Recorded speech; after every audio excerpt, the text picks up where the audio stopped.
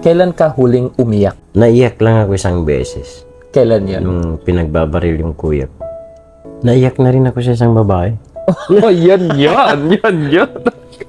Kailan lang to? Kanina lang ba? Ay, hindi. no? Medyo matagal Matagal na. na. Before po kayo naging kapitan at konsehal, sino si Cap Jonas? Sobrang gulo ng pamilya namin noon. Maliit pa lang kami, tago ang aming tatay. At nagtataguyod sa amin yung nani namin. Sa dami naming magkakapatid, natuto po ako magtrabaho. Maliit pa lang po ako. Umabot sa punto talaga yan na pati yung mga nipa dito sa amin, talagang ako yung kumukuha, umahakot, at gumagawa, tumatahi. At binibenta namin sa software. Dalawa kami ng magkapatid ko na babae. Pag magkatahi na kami ng 50 pieces, talagang tinatakbo namin agad sa Mga magkano yung software. ganon? 50 pieces sa panahon na yun, Cap? Naalala ko pa nung panahon na yung piso eh. So, 50 pesos. 50 pesos. Yun, dahil medyo kinakapos pa rin po kami dahil sa dami namin. No? May mga maliliit pa. Nagawa ko pa yung mga kangkong dito sa amin na nilalagay ko sa sako at ibinibenta ko sa mga Christian area kung saan pwede ipakain sa mga baboy. Nung time na yon, nag-aaral ako ng main campus after ng klase ko sa high school. Nagtatricycad ako. Yung padjak. Maski na naka-uniform po ako niyan, nagsisikad po ako. At least mayroon man lang ako madala dito sa bahay. Hanggang sa naging founder ako ng gangs sa main campus. Yung panahon na yun. Panahon na mga yun. gang. So, madalas yung basagulo dati. Cap. Oo. Hindi ko alam kung bakit malupit talagang mundo sa akin noon. Panahon na yon. Hindi naman ako tarantado or hindi naman ako gago, pero lagi kasi akong pinagtitripan. So ang ginawa ko, nagpatayo ko ng grupo, gangs, na-kick out ako sa main campus, nilipat ako sa Mahad. Natanggal na rin ako sa Mahad dahil sa rambulan. Okay. Nalipat ako sa Marquez. Alhamdulillah, nakapag-graduate po ako. Ang high school. Nag-aaral ako ng CSU. Dati, college dating polytechnic. Ano yung course mo? Dati kasi forestry. Okay. Naging varsity ako ng forestry basketball player. Okay. Na-staff naman dahil sa pangbayad sa tuition. Naging messenger ko. Yun na yung time na may sahod na ako sa DOTC Telo na sobra 3,000. Ang nangyari kasi noong 2000, siyempre dahil membro ng MILF yung tate natin. Nung time na yon, medyo nawala, ilang buwan kaya ako nawala sa Telop kasi sumama po ako sa gera doon sa may camp Abubakar. Hanggang ngayon, no? Nagji-jihad pa rin po ako ngayon. Mawala na sa akin yung trabaho.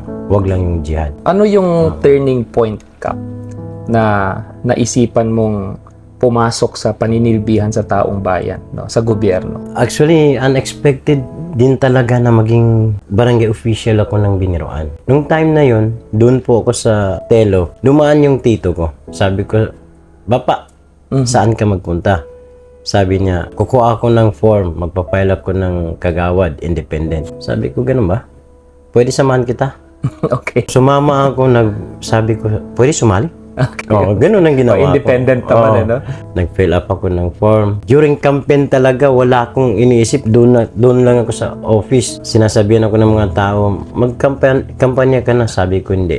Nag-iisang tarpaulin lang. Talaga. So, hindi ka nangampanya? Hindi talaga nangampanya. Naka-Amerikana pa ako nung nakalagay doon sa tarpaulin. Sabi nila, saan ang ibang tarpaulin mo? Sabi ko, yan lang, isa lang. Manalo, matalo, okay lang. Hindi ko akalain, may pumunta dito na kasama ko, sabi niya.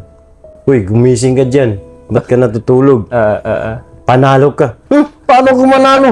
Hindi ko nangampanya. Sabi ko, paano ko manalo? Okay. Hindi ako nangampanya. Sabi niya, panalo ka nga, number 7. Sa tingin mo, ano yung nagpapanalo sa'yo? Sa tingin ko yung ugali ng pamilya namin. Okay. After that, naging konsehal ka pa ulit or naging kapitan ka na? Isang beses lang talaga. Tapos kapitan na. Ilang taon ka naging kapitan? Sobra 10 years. Ano yung pinaka naging challenging, Cap, for you, no?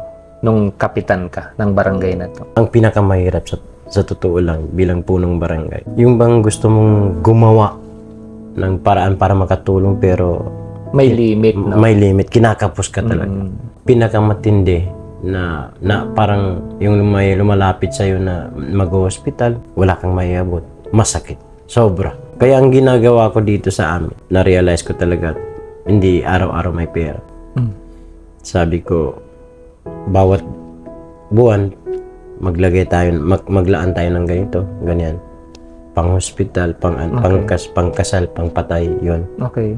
Kahit pa paano, nakakaabot na rin kami. Ano yung programa mo, Kap, dito sa Biniruan na you are most proud of? Ako yung pinakaunang nag-inisyatibo na mag-issue ng barangay ID. Okay. At meron kaming database. Okay. Kung meron kang hanapin na tao dito sa barangay, i-search mo lang sa computer. Wow. Oo. Andyan na, lumalabas na. Sino, taga saan, purok, anong purok. Tsaka lahat ng pambot na dumadaan dito dahil may kidnapping na mga cases na nangyayari dito na dumadaan. Ang ginawa ko sa mga pambot, pinaregister sa barangay. Okay. Yung mga motor na naghahabal-habal, mayroon silang register dito sa barangay. Okay. Kung sakali, mayroong magkakaproblema, malalaman mo agad. Masaya ako nung naging punong barangay ako hanggang ngayon. Kasi kahit papaano wala naman din masabi ang mga tao dito sa amin. Kasi okay lang magkakautang ako basta makatulong ako. Masaya ako kasi nung punong barangay ko halos lahat ng kalsada sa amin simentado na. Okay. Talagang naglalakas loob ako humingi ng mga projects kahit saan. Pati yung mga ayuda dati. Ngayon, Kap, ano yung kaibahan na namumuno ka sa barangay compare sa ngayon na namumuno ka sa buong syudad as councilor? Malaki. Kung pwede akong bumalik maging kapitan. Ganon? Oo, kapitan na lang. Bakit? Kasi bilang city councilor, no, iniisip ng mga tao, mayaman ka na. Okay. Marami kang pera. Kasi medyo malawak na. Mm. Yung humingi sa'yo ng tulong. Oh, hindi na lang barangay, no? Oo. Gumagawa pa rin tayo ng paraan kahit pa paano makatulong. Ang kagandahan ng kapitan, may sarili kang kakayahan Oo. na pwede kang makatulong na ganito, ganyan. Paano mo hinahandle yung mga criticism, yung mga binabatong negatibo sa iyo? Wala. Tumatawa lang po ako. Hinayaan ko na lang kasi siyempre, mas maraming tao na nakakakilala sa akin. That's it. Kung sa social media, hinahayaan ko na lang. Okay. Kasi mas kilala ko yung sarili ko, mas kilala ako ng mga kaibigan ko. Kung ano yung pagkatao ko at pag-uugali ko. Okay. Ano yung pangarap mo sa Cotabato City 10 years from now? Gusto ko magkaisa. Parang katulad ng mga kapanahunan ng mga matatanda na yung magkakapitbahay nagbibigayan, nagtutulungan. Kaya yan po ang pinapakita ko talaga sa kanila. Sa tingin mo, Kap, sa panahon ngayon, posible pang maulit yon? Sa panahon ngayon, medyo mahirapan din tayo. Pero pagdating sa pag-control sa peace and order sa lungsod ng Cotabato, kaya pa naman. Insyaallah, kaya pa naman. So 10 years from now, ang Cotabato ay may komunidad na kung saan united at namumuhay ng payapa. Ang payapa. Sa nature po ng trabaho niyo, pagka kayo po ay nai-stress, no? Ano yung usually na ginagawa niyo? Magla-live ako. Okay. Minsan magla-live ako. Pag nagagalit yung asawa ko, nagla-live ako. Okay. Para hindi siya makapagsalita. Kasi live. Tsaka pumupunta ako ng restaurant. Okay. Nagpapatalon ako ng motor. Okay. Mag-basketball. Okay. Tapos yung mag-ikot-ikot lang. Okay. Tsaka mag-upload ako ng kahit ano. Kahit anong i-upload ko yan. Kung may mag-comment doon, masaya na ako doon. Okay, doon ka na nakikipagkwento. Oo. Gaano man kabigat yung problema mo, lang, easy ka lang. Chill lang. Chill lang. Stay no? cool. Oo. Ganun po yun. Curious lang ako, Kap. No? Meron ka bang talent na hindi alam ng maraming tao? Marami. Sige daw, no, pa? Baka naman dito ang revelation natin. Ano yung hidden talent mo na hindi alam ng maraming tao? Isa po akong naging dancer noon. Oh, talaga? Okay. Tapos yun. Kasi yung time na yun, natatandaan ko, yun yung panahon ng mga hip-hop, di ba? Hip-hop. Okay. Kailan ka huling umiyak? Naiyak lang ako isang beses. Kailan yun? Nung pinagbabaril yung kuya ko. Siyempre hindi maiwasan, kapatid mo yan. Tsaka malambing na lalaki yun. Astig nga lang. Naiyak na rin ako sa isang babae. Oh, yun. Kailan lang to? Kanina lang ba? Hindi. naman. Medyo matagal Matagal na. Kung yung leadership na meron ka, ilalagay natin sa laro like basketball, anong posisyon ka at bakit? Ako yung point guard. Point guard, bakit? Ako yung mangunguna sa kanila at magmamando. Gusto kong ituro sa kanila yung ikaw, ganito yung posisyon mo, huwag kang mapagmataas. Huwag kang madamot sa kapwa mo. Nakatulong ba, Kap, yung social media sa popularity na meron ka ngayon? Sobrang nakatulong. Ang social media, makakatulong talaga yan sa'yo pagka yun din ang totoong buhay. Pero kung sa social media ka lang nagmamagaling, nagpapakabait, wala. Yung mga leaders ngayon, Kap, sa tingin mo, kailangan nilang lumayo sa social media or dapat yakapin nila ang social media? Yung mga totoo na leaders, yakapin nila yung social media. Yung hindi, yung fake, wag na. Mas lalo kayong makasira. Okay. Ano yung advice niyo po sa mga vloggers na gusto lang mag-influence pero ayaw i-take yung responsibility sa social media? Sana iwas-iwasan nila yung mga content katulad ng mga nakahubad, no? Mayroong naghuhubad, lalaki man o babae, at minsan ginagaya nila yung mga vlog na nagba-vlog na sa mga kapatid natin mga Kristiyano na halos parang hindi na tama na pwedeng, kasi yan hindi iiwasan po natin yan dahil po kahit bata nakikita, napapanood nila yung video. So yung pagnanakaw, no, na content, hindi rin maganda yon, no, sa mga bata na nakikita nila, kasi akala nila hindi masama yon. Nanonormalize yung hindi dapat na normal.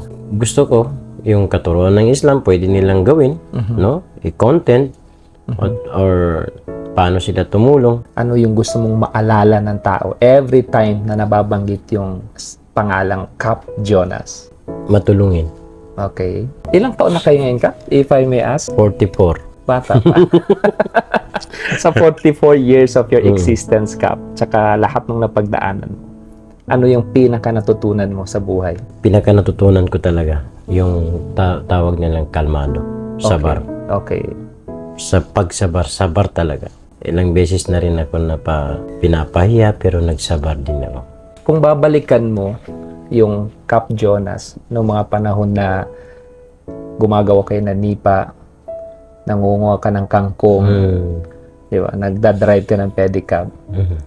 Kung kakausapin mo yung bata na yon ngayon, ano kaya yung gusto mong sabihin sa kanya? Parang naiiyak ako eh.